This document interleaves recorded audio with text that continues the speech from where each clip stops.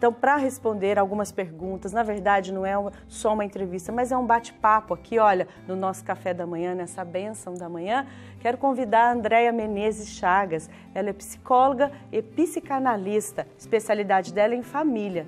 E ela vai conversar conosco agora sobre esse tema, para a gente bater um papo com o Padre Camilo. Bom dia, Andréia. Bom dia, que prazer estar aqui com vocês, um prazer enorme fazer parte desse café da manhã, dessa bênção da manhã, que coisa bonita. Amém, Andréia. Bom dia, bem-vindo à bênção da manhã e agradecemos aí o carinho com que você vai partilhar conosco. Com certeza suas palavras vão ser bênção de Deus na vida de muita gente, trazendo acima de tudo aquela importante paz como dom ao nosso coração, né, Andréia? Nossa, Padre, e o nome do programa, ele realmente é abençoado, né? A bênção é um valor que está tão perdido hoje em dia e que é o melhor que você pode fazer para o outro, né? Um olhar abençoado, uma voz abençoada, uma palavra abençoada. Que bom, estou muito feliz de estar aqui. Que alegria. Nós estamos também muito felizes com a sua presença. Muito obrigada pela sua participação hoje aqui no nosso programa, Andréia. Andréia, eu estava comentando, né, com o padre agora que a ansiedade tem as suas fases boas e tem aquela fase que vai ficando mais difícil, que a gente vai se sentindo mal e aí vai passando dos limites. Andréia, explica para nós o que é a ansiedade, essa boa e essa ruim, se assim podemos falar. Sim, na realidade a ansiedade, numa intensidade menor, ela é absolutamente natural. Por exemplo, vocês vão estrear um programa que é tão importante para vocês. Natural que dê um gelinho na barriga, que você acorde mais cedo, que o seu sono acabe não sendo exatamente como você dorme horas seguidas. Isso é uma ansiedade natural. A ansiedade natural, ela passa com a situação. Aconteceu a situação esperada, ela passa. Né? Então foi disparado um sinalzinho de tensão, de maior tensão e maior excitação com a estreia do programa, com uma palestra, com uma viagem tão sonhada. A viagem aconteceu, o programa está abençoado e está acontecendo, a ansiedade passa. Mas existe a ansiedade, e aí ela não é uma ansiedade natural e ela precisa ser tratada, que é quando esse sinalzinho de tensão dispara em qualquer lugar, em qualquer situação, com qualquer pessoa, né? Sem que tenha um motivo aparente. Então, nessa hora a gente precisa... A ansiedade, ela tem vários, a gente fala dentro da linguagem técnica, espectros, a gente poderia traduzir por intensidades. Então, a ansiedade, que é uma síndrome do pânico ou uma ansiedade generalizada, que atrapalha a vida da pessoa, essa precisa ser tratada e muitas vezes do ponto de vista psicológico e medicamentoso também, né? Então, assim, essa ansiedade é aquela ansiedade que a pessoa sente que o chão vai se abrir, né? Então, existe um descompasso entre o imaginário, a fantasia da pessoa e a realidade. Ela passa a sentir, né, um perigo iminente de que o pior vai acontecer, de que o chão vai se abrir, de que ela está absolutamente vulnerável diante desse medo, dessa situação. Ela não tem o que fazer, né? Então, assim, o avião vai cair, vai acontecer um acidente, ele vai me abandonar. Então, são pensamentos trágicos, né, que a pessoa se sente absolutamente consumida por aquele mal-estar, por aquela angústia. E aí a gente precisa pensar, sim, num tratamento. E com certeza, né, Andréia, a ansiedade, principalmente neste cenário que nós estamos enfrentando da pandemia, ela tem atingido a vida de muitas pessoas. Mas acho que um olhar preferencial nosso também deve estar voltado para as pessoas idosas, porque de certa forma a pandemia fez com que os idosos fossem mais isolados, né? Os filhos não estão podendo visitar os pais, os netos já não vão mais no final de semana na casa do vovô e da vovó. E a maioria dos idosos também, né, Andréia, vivem sozinhos em sua casa, né? Talvez ansioso e ter alguém para partilhar, isto ajuda. Agora, quando você é tomado de ansiedade e não tem nem como pronunciar a palavra para alguém, eu acho que ainda é mais sufocante, né? Sem dúvida, muito. Na realidade, o isolamento não significa abandono, né? É muito importante que a gente saiba disso.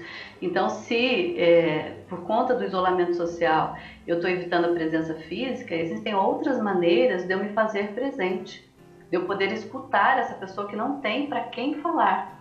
Isso é abençoar essa pessoa. Isso é realmente você poder ajudar, cuidar, né?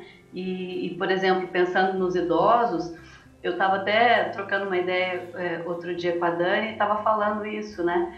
Porque os idosos, na época, eles não viveram essa naturalidade do tratamento psicológico, da possibilidade de fazer em terapia, né? Que hoje os jovens, os adultos, eles têm essa facilidade de poderem se tratar, de poderem cuidar das suas emoções. Isso é uma coisa muito recente, infelizmente. Então, eu queria muito dizer para você que está em casa, né, que você que já está na idade mais madura da vida, você pode e deve pedir ajuda. Hoje tem os atendimentos online que podem acontecer da sua casa mesmo, né? E aí você pode ser ajudado, você pode ter essa escuta.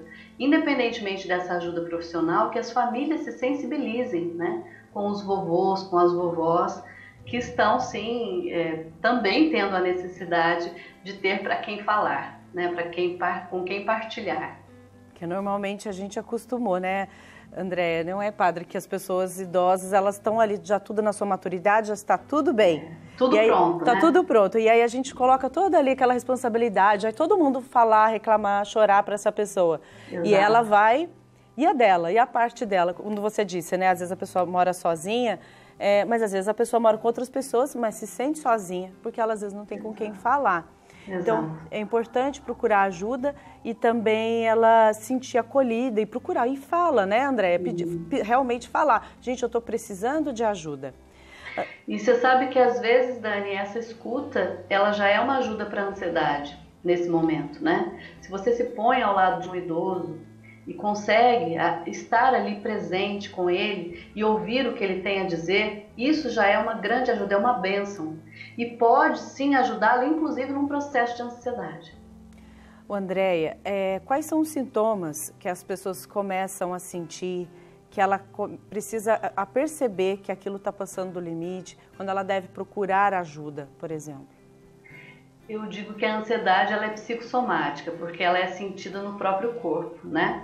Então, assim, guardadas as diferenças e proporções em relação à singularidade de cada um, porque cada um vai sentir de uma maneira, com uma intensidade, mas, em geral, o coração dispara, fica mais acelerado, as mãos ficam frias, geladas, transpirando, você transpira mais do que o habitual, a sua pressão pode ter alguma alteração, o seu sono fica completamente desregulado e é muito difícil que uma pessoa extremamente ansiosa consiga descansar, consiga dormir. Em geral tem problemas do sono, né? Então, assim, por isso, não só por isso, porque é uma tormenta psíquica, pensando na ansiedade, num espectro maior, numa intensidade maior, ela realmente atrapalha a vida das pessoas.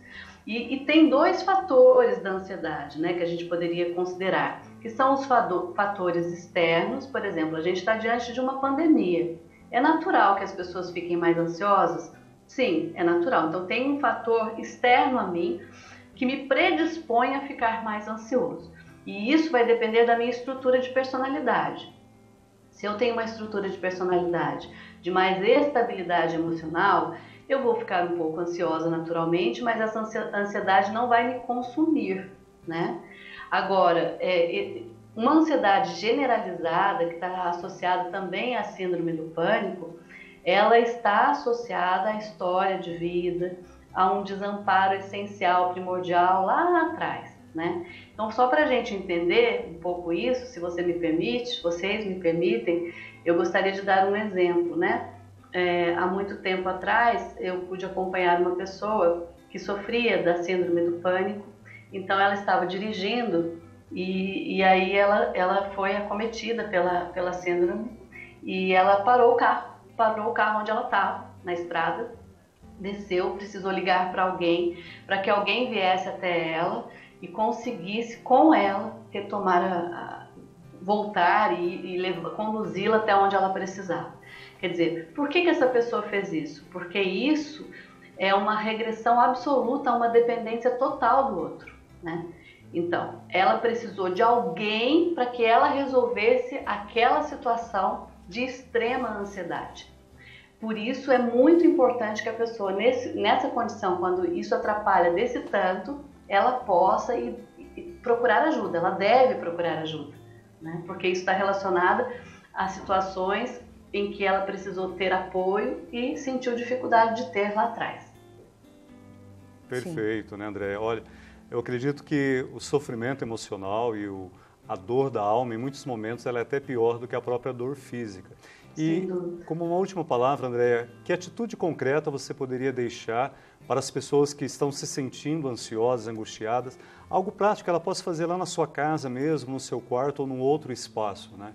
Para poder fazer esse equilíbrio do pensamento, né, do corpo e da alma. Eu sugeriria que a pessoa buscasse ajuda, né? Se é uma ansiedade mais intensa, que ela busque ajuda profissional, mas ela própria pode fazer, por exemplo, uma coisa que ajuda muito é a meditar. Hoje em dia tem meditações guiadas, meditações abençoadas, meditações cristãs, né? Em que ela pode sim fechar os olhos e procurar se tranquilizar e ser conduzida até por uma meditação guiada. Isso ajuda muito, isso é uma das coisas que ajuda muito.